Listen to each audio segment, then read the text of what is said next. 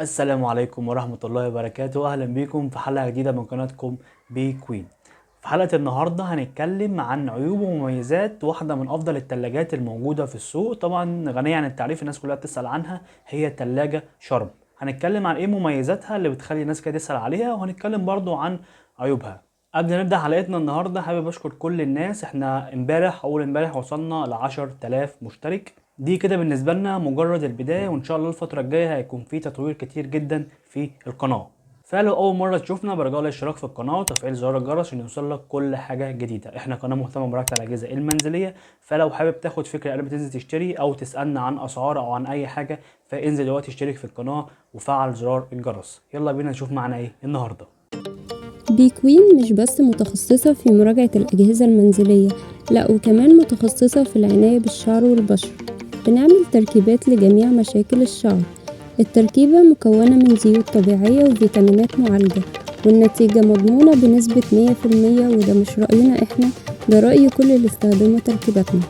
تواصلوا معانا خلال الواتساب وقولنا مشكلتك واستلمي المجموعة المناسبة لشعرك. خصم خاص على مجموعة الهير ماسك لجميع عملاء بي كوين. طبعا شركة شارب هي أحد شركات توشيبا العربي. تلاجة شارب بتكون مميزة جدا، هي بتلعب في الفئة المتوسطة أو أعلى من المتوسط بشوية. يعني لو هنتكلم مثلا إن أفضل حاجة مثلا ال جي وسامسونج، فهتبقى تالت حاجة على طول شارب. طبعا بتكون أعلى من توشيبا العربي وأعلى من تورنيدو وأعلى كمان من فريش وماركات كتيرة جدا. طبعا كل حاجة ليها مميزات وليها عيوب، فاحنا دورنا نوصل المميزات والعيوب. تلاجة شارب يعتبر السعر بتاعها كويس مقارنة ب ال جي او بيكو او سامسونج.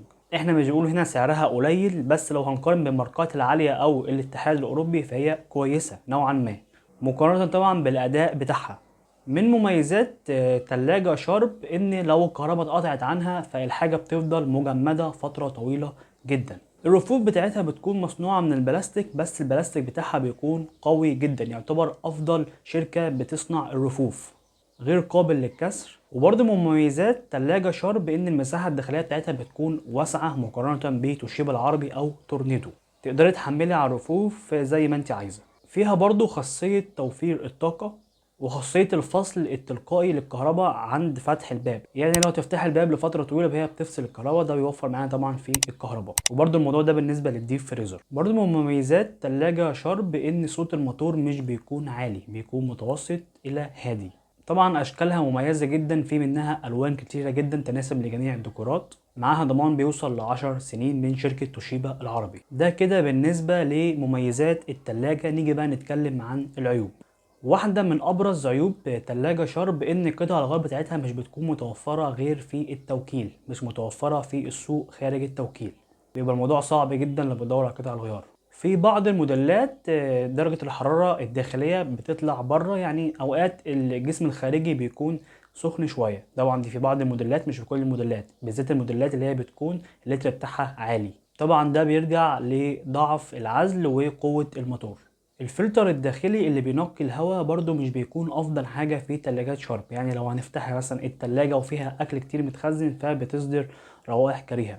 يعتبر اسوأ نوع في تلاجات شارب هي النوع الديجيتال. اللوحة الديجيتال اللي بره بتبوظ بسرعة، فانا بفضل دايما ان التلاجة ما تكونش ديجيتال بالذات في شارب. في بعض الاوقات جالنا شكوى ان التلاجة ساعات بتسرب مية، بس ده مش الطبيعي طبعا، وممكن نستبدله الموضوع ده من التوكيل. بس هي بعض الشكوى جات في الموضوع ده، وانا هنا دوري ان انا اقول لكم كل العيوب بتاعتها. بس كده دي بتكون اسوأ عيوب تلاجة شارب. طبعا بتكون متوفر منها من اول 12 قدم لحد 22 قدم. مش بنتكلم عن الاسعار لان الاسعار بتكون متفاوتة. فلو حد حابب يسألني على موديل معين يتواصل معانا تحت في الرسائل او ممكن يبعت لنا على الواتساب. وفي النهاية يا رب تكون الحلقة عجبتكم، وانزلوا دلوقتي اشتركوا في القناة وفعلوا زر الجرس واستنوا حلقات جاية كتيرة. والسلام عليكم ورحمة الله وبركاته.